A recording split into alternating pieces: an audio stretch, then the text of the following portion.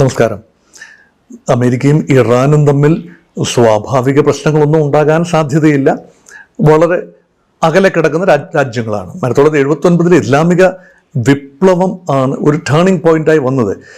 അതും ഒരു ചരിത്രത്തിലെ ഒരു അഭിഷിപ്തമായ നിമിഷം എന്നതിനുപരിയായി ഒരർത്ഥം കാണേണ്ടതില്ല.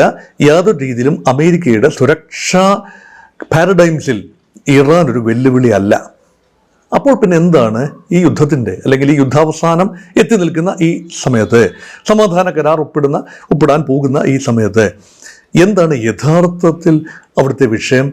അത് മനസ്സിലാകണമെങ്കിൽ ഇസ്രയേലിൻ്റെ സെക്യൂരിറ്റി പെർസെപ്ഷനിലേക്ക് വരേണ്ടതുണ്ട്. അവിടെയാണ് ഇറാൻ അമേരിക്ക ബന്ധങ്ങളെ വിശകലനം ചെയ്യുമ്പോൾ ഇസ്രയേലിനെ മാറ്റി നിർത്തി ഒരിക്കലും അത് ചെയ്യാനാവില്ല. കാരണം ഇസ്രയേലിൻ്റെ സുരക്ഷയുടെ സിംഹഭാഗവും ഓൺ കപ്പാസിറ്റി കൊണ്ട് മാത്രം നേടിയെടുത്തതല്ല എന്ന് ഓർക്കണം. എക്കാലത്തും അമേരിക്കയുടെ ശക്തമായ പിൻബലമുള്ളത് കൊണ്ടാണ് ശക്തമായ അറബ് രാജ്യങ്ങളെ പ്രതിരോധിച്ച് ഇസ്രയേലിന് അവിടെ ഫിസിക്കലി ഭൗതികമായ അസ്തിത്വം തന്നെ കാത്തുസൂക്ഷിക്കാൻ കഴിഞ്ഞത്. ഇപ്പോൾ അറബ് രാജ്യങ്ങളൊന്നും തന്നെ ഇസ്രയേലിൻ്റെ ശത്രുക്കളല്ല. ഇസ്രയേലിൻ്റെ മറുപക്ഷത്ത് ആ മേഖലയിൽ സുരക്ഷാ ഭീഷണി ഉണ്ടാക്കുന്നത് ഇറാൻ മാത്രമാണ്. അപ്പോഴും ഇറാൻ്റെ കൺവെൻഷണൽ വെപ്പൺസ്, അതായത് ദീർഘദൂര ബാലിസ്റ്റിക് മിസൈലുകൾ, ക്രൂസ് മിസൈലുകൾ, അതുപോലെ റോക്കറ്റുകൾ, ഡ്രോണുകൾ ഒക്കെ തന്നെ ഇസ്രയേലിൻ്റെ അയൺ ഡോമിൽ തട്ടി ചിതറാനാണ് സാധ്യത. അതുകൊണ്ട് ഏതാണ്ട് പഴുത് അടച്ച രീതിയിലുള്ള ഡിഫൻസ് സംവിധാനങ്ങൾ ഇസ്രയേൽ ഒരുക്കാൻ കഴിയുന്നുണ്ട്. പക്ഷേ വലിയ രീതിയിലുള്ള പ്രഹരം ഇസ്രയേലിന് നേരെ വരുമ്പോൾ അയൺ ഡോമിൽ വിള്ളലുകൾ വീഴുന്നതും നമ്മൾ കഴിഞ്ഞ മാസങ്ങളിൽ കണ്ടതാണ്. ഇസ്രയേലിനുള്ളിലും നാശനഷ്ടങ്ങൾ സംഭവിച്ചു എന്നതും വിസ്മരിക്കാനാവില്ല. അപ്പോൾ പിന്നെ ആത്യന്തികമായ ഇറാനിയൻ ത്രെട്ട് എന്താണ്? കൺവെൻഷണൽ വെപ്പൺസ് അല്ല എങ്കിൽ അത് ആണവായുധങ്ങൾ തന്നെയാണ്. അപ്പോൾ അവിടെയാണ് ബെഞ്ചമിൻ നെതന്യാഹുവിൻ്റെ പ്രസ്താവന വളരെ പ്രസക്തമാകുന്നത്. താൻ അധികാരത്തിൽ ഉള്ള ഇടത്തോളം കാലം ഇറാനിൽ നിന്ന് ആണവ ഭീഷണി ഉണ്ടാകാൻ അനുവദിക്കില്ല. അതായത് ഏതെങ്കിലും രാജ്യം ആണവ ആയുധങ്ങൾ ഉണ്ടാക്കാൻ ശ്രമിക്കുന്നു എന്ന് തോന്നിയാൽ ആ പ്രഭവ കേന്ദ്രത്തിൽ ചെന്ന് അറ്റാക്ക് ചെയ്ത് ആ സാധ്യതയെ തന്നെ മുളയിലെ നുള്ളുക. ഇതാണ് ഇസ്രയേലിൻ്റെ തന്ത്രം. അത് നമ്മൾ 80കൾ ഒസിറിസ് പ്ലാന്റിൽ ഇറാഖിൽ അത് കണ്ടു. ഇറാഖ് സദ്ദാം ഹുസൈൻ്റെ നേതൃത്വത്തിൽ ഒരു ആണവ പദ്ധതിയിലേക്ക് നീങ്ങും എന്ന ചിന്തയുണ്ടായപ്പോൾ വലിയ ഒരു സന്നാഹത്വമായി ഇസ്രയേൽ അതിനെ തവിട് പൊടിയാക്കുന്നത് നമ്മൾ കണ്ടതാണ്. ഇന്ന് ഇറാഖ് ഒരു ഫാക്ടർ അല്ല, പക്ഷേ Iran is A huge factor. അപ്പം ഇറാൻ ഒരു ത്രഷ് ഹോൾഡ് ന്യൂക്ലിയർ പവറാണ്. അതാണല്ലോ അടിസ്ഥാനപരമായ വിഷയം. ഇവിടെ സംഘർഷത്തിൻ്റെ എല്ലാം വേരുകൾ തേടി പോകുമ്പോൾ ഇറാൻ്റെ ന്യൂക്ലിയർ പ്രോഗ്രാമാണ് അമേരിക്കയും ഇസ്രയേലിനെയും വിറളി പിടിപ്പിച്ചത് എന്നത് കാണാം. കാരണം ആ മേഖലയിലെ എല്ലാ സമവാക്യങ്ങളും മാറി മറിയുകയാണ്. ശാക്തിക സമവാക്യങ്ങൾ അമ്പേ മാറി മറിയും the moment Iran attain nuclear capability. അതുകൊണ്ടാണ് അതെന്ത് വിധേനയും തടയേണ്ടത് ഇസ്രയേലിൻ്റെ മാത്രം ആവശ്യമല്ല, അത് അറബി ഇസ്ലാമിക രാജ്യങ്ങളുടെ കൂടി ആവശ്യമാണ് എന്ന രീതിയിൽ അവരെ പറഞ്ഞ് ബോധ്യപ്പെടുത്തുന്ന തിരക്കിൽ കൂടിയായിരുന്നു അമേരിക്കയും ഇസ്രയേലും. കാരണം ഇറാനൊരു ആണവ വിപത്തായി മാറുകയാണെങ്കിൽ അറബി രാജ്യങ്ങൾക്ക് നേരെ ആവും ആക്രമണം എന്ന ഒരു നറേറ്റീവ് ദീർഘകാലമായി കൊടുക്കുന്നു, വിജയകരമായി അത് കൊടുക്കുന്നു. ആ രീതിയിലാണ് ഈ അറബ് മൈൻഡ് സെറ്റ് ക്രിയേറ്റ് ചെയ്തിരിക്കുന്നത്.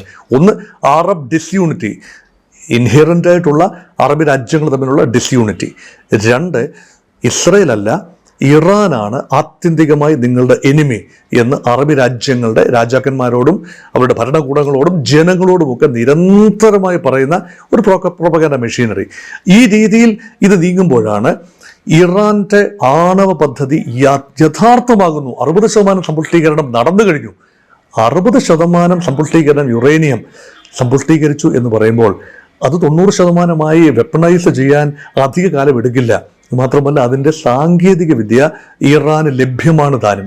ഒരിക്കൽ ലഭ്യമാകുന്ന സാങ്കേതിക വിദ്യ ആണവ പ്ലാന്റുകൾ നശിപ്പിച്ചാൽ പോലും നൊടിയിടയിൽ അത് പുനഃസൃഷ്ടിച്ച് വേണമെങ്കിൽ ആണവ സമ്പുഷ്ടീകരണം നടത്തി ആണവ പോർമുനകൾ സൃഷ്ടിക്കാൻ കഴിയും. അപ്പം ആ മേഖലയിൽ ആകെ 2 രാജ്യങ്ങൾക്ക് മാത്രമാണ്, ആ മേഖല എന്ന് പറയുന്നത് ശരിയല്ല, അതിൻ്റെ ഇറാൻ ചുറ്റുപാടുമുള്ള മേഖലയിൽ 2 രാജ്യങ്ങൾക്ക് മാത്രമാണ് ആണവായുധങ്ങൾ ഉള്ളത്. ഒന്ന് പാകിസ്ഥാൻ, ഇറാൻ്റെ കിഴക്കുള്ള പാകിസ്ഥാൻ. 2, വളരെ പടിഞ്ഞാറ് മാറിക്കിടക്കുന്ന ഇസ്രായേൽ. ഈ 2 രാജ്യങ്ങളും ആണവ രാജ്യങ്ങളാണ്. ഇസ്രായേൽ അത് പ്രഖ്യാപിച്ചിട്ടൊന്നുമില്ല എങ്കിലും ഒരു 45 മുതൽ 50 വരെ ആണവ പോർമുനകൾ ഇസ്രായേലിന്റെ കൈവശമുണ്ട്. അത് ഇറാനെ 10 അല്ല 50 വട്ടം നശിപ്പിക്കാനുള്ള ആണവ പോർമുനയുണ്ട്. പക്ഷെ ഇറാന്റെ കൈവശം ഹൈപ്പോത്തറ്റിക്കലി ഇറാന്റെ കൈവശം 1-2 ആണവ ബോംബുകളെങ്കിലും ഉണ്ടെങ്കിൽ അത് ഉറപ്പായി ഇസ്രായേലിനെതിരെ പ്രയോഗിക്കും എന്നാണ് ഇസ്രായേൽ ചിന്തിക്കുന്നത്. കാരണം ഇറാന്റെ ഭാഗത്തു നിന്ന് വരുന്ന പല പ്രസ്താവനകളും death to Israel, death to America എന്ന് പറയുമ്പോൾ ഡെത്ത് ടു അമേരിക്ക നടക്കില്ല.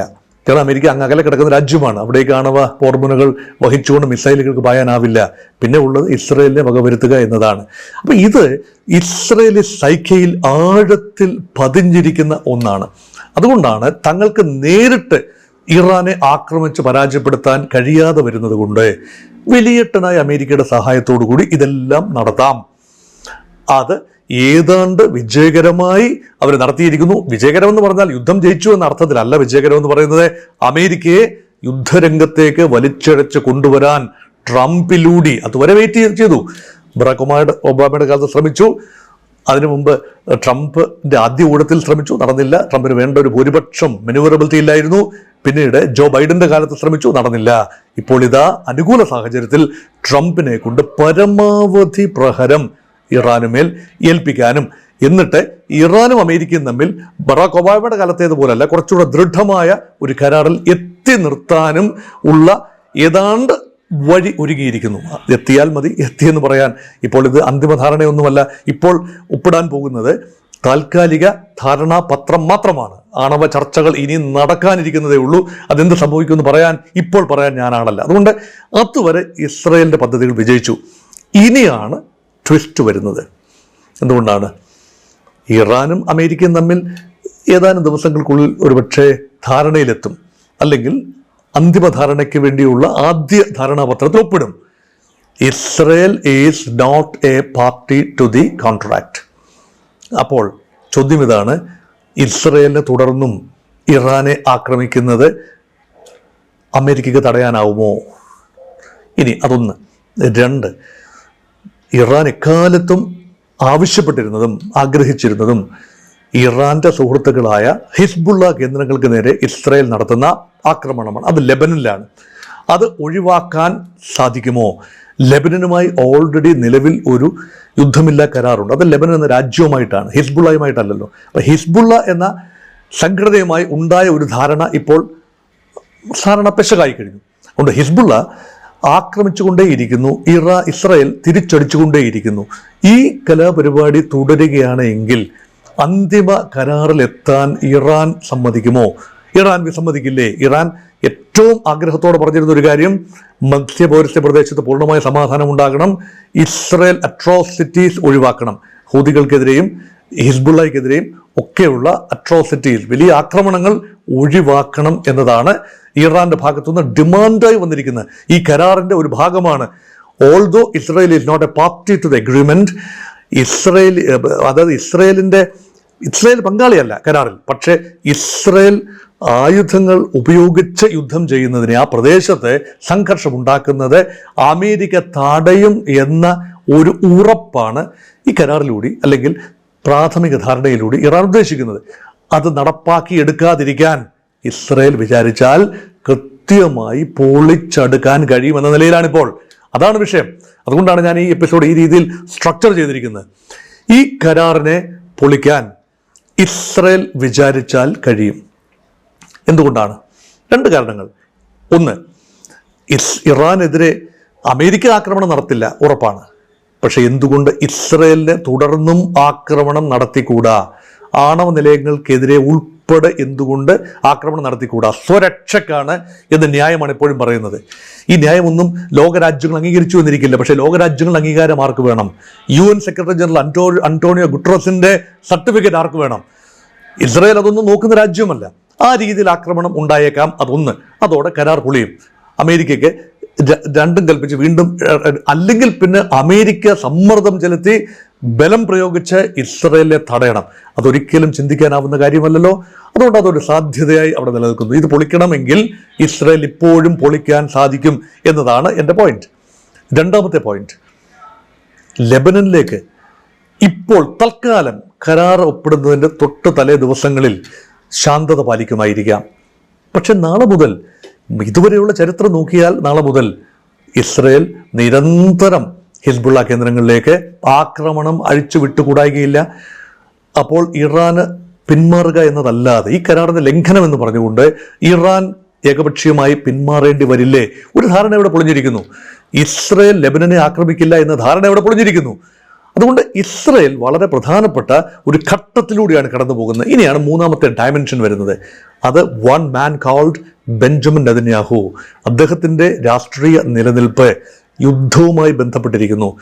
ഇപ്പോൾ യുദ്ധം ഉള്ളിടത്തോളം കാലം രാജ്യത്തിൻ്റെ നേതാവിനെ, പ്രധാനമന്ത്രിയെ പുറത്താക്കാൻ അവിടുത്തെ രാഷ്ട്രീയ പ്രക്രിയ സമ്മതിക്കില്ല. പക്ഷെ അത് കഴിഞ്ഞാൽ അദ്ദേഹത്തെ കാത്തിരിക്കുന്ന യുദ്ധം കഴിഞ്ഞു, സമാധാനമായി കഴിഞ്ഞാൽ, ലെബനനുമായും കരാറായി, ഹിസ്ബുള്ളയുമായും കരാറായി കഴിഞ്ഞു, ഇറാൻ അമേരിക്ക കരാറുമായി കഴിഞ്ഞു, അത് കഴിഞ്ഞാൽ ബെഞ്ചമിൻ നെതന്യാഹുവിൻ്റെ വിചാരണയാവും ഇസ്രായേലിനുള്ളിൽ നടക്കുക. അതെന്ത് വിധേനയും ഒഴിവാക്കണമെങ്കിൽ ഏതെങ്കിലും രൂപത്തിൽ സംഘർഷം തുടരേണ്ടത് ആവശ്യമാണ് എന്ന് കരുതുന്നവരുണ്ട്. അതുകൊണ്ട് ബെഞ്ചമിൻ നെതന്യാഹു തൻ്റെ നിലനിൽപ്പിന് വേണ്ടിയുള്ള പോരാട്ടത്തിലാണ്. തൻ്റെ ഭരണകൂടം വളരെ അൺപോപ്പുലർ ആയിരിക്കുന്നു. ഇപ്പോഴത്തെ പ്രതിപക്ഷങ്ങൾക്ക് പുതിയൊരു പ്രതിപക്ഷ മുന്നണി അവിടെ രൂപപ്പെടുകയാണ്. ഇനി ഉടനടി ഒക്ടോബറിൽ നടക്കാനിരിക്കുന്ന തെരഞ്ഞെടുപ്പിൽ ഇപ്പോഴത്തെ സൂചനകൾ അനുസരിച്ച് ബെഞ്ചമിൻ നെതന്യാഹുവിന് തിരിച്ചധികാരത്തിൽ വരാനുള്ള സാധ്യത കാണുന്നില്ല. അങ്ങനെയെങ്കിൽ രാഷ്ട്രീയമായി വലിയ നഷ്ടക്കച്ചവടമായിരിക്കും യുദ്ധം ഇപ്പോൾ ഒഴിവാകുന്നത്. അതുകൊണ്ട് എന്തു വിധേനയും ഏത് രീതിയിലും സംഘർഷം തുടരുന്ന ഒരു നിലപാടിലേക്ക് ഇസ്രായേലി ഭരണകൂടം, പ്രത്യേകിച്ച് ബെഞ്ചമിൻ നെതന്യാഹു എന്ന വ്യക്തി എത്തിച്ചേർന്നിരുന്നാൽ നമുക്ക് അത്ഭുതപ്പെടാനില്ല. ആ ഒരു പശ്ചാത്തലത്തിലാണ് രൂക്ഷമായ വാദപ്രതിവാദങ്ങളും പോരാട്ടവുമാണ് ഡൊണാൾഡ് ട്രംപും ബെഞ്ചമിൻ നെതന്യാഹുവും തമ്മിൽ കഴിഞ്ഞ 2 ആഴ്ചക്കുള്ളിൽ നിരവധി തവണ ടെലിഫോണിക് കോൺവെർസേഷനിൽ അസഭ്യവർഷം തന്നെ ഡൊണാൾഡ് ട്രംപ് നടത്തി എന്നാണ് പറയുന്നത് ബെഞ്ചമിൻ നെതന്യാഹുവിനെതിരെ. പക്ഷെ Netanyahu is on a mission. അത് മിഷൻ പോസിറ്റീവാണോ നെഗറ്റീവാണോ എന്നുള്ള രണ്ടാമത്തെ കാര്യം. പക്ഷേ he is on a mission to save his face. അദ്ദേഹത്തിൻ്റെ മുഖം രക്ഷിക്കാൻ, അദ്ദേഹത്തിൻ്റെ തൊലി രക്ഷിക്കാൻ, അദ്ദേഹത്തിൻ്റെ രാജ്യത്തെ രക്ഷിക്കാൻ എന്ന മട്ടിൽ അതിഭയങ്കരമായ നീക്കങ്ങൾ നടത്താനുള്ള സാധ്യത മുന്നിൽ കണ്ടുകൊണ്ട് തന്നെയാണ് ഇപ്പോൾ അണിയറയിൽ ഒരുങ്ങുന്ന യുണൈറ്റഡ് സ്റ്റേറ്റ്സ് ആൻഡ് ഇറാൻ ധാരണയെ നമ്മൾ വിശകലനം ചെയ്യേണ്ടത്. അതുകൊണ്ട് ഇസ്രയേലി ഫാക്ടർ സജീവമായി ഇപ്പോഴും തുടരുന്നു എന്ന് പ്രേക്ഷകരെ ഓർമ്മിപ്പിക്കാനായി ഞാൻ ഈ എപ്പിസോഡ് ചെയ്തു എന്ന് മാത്രം.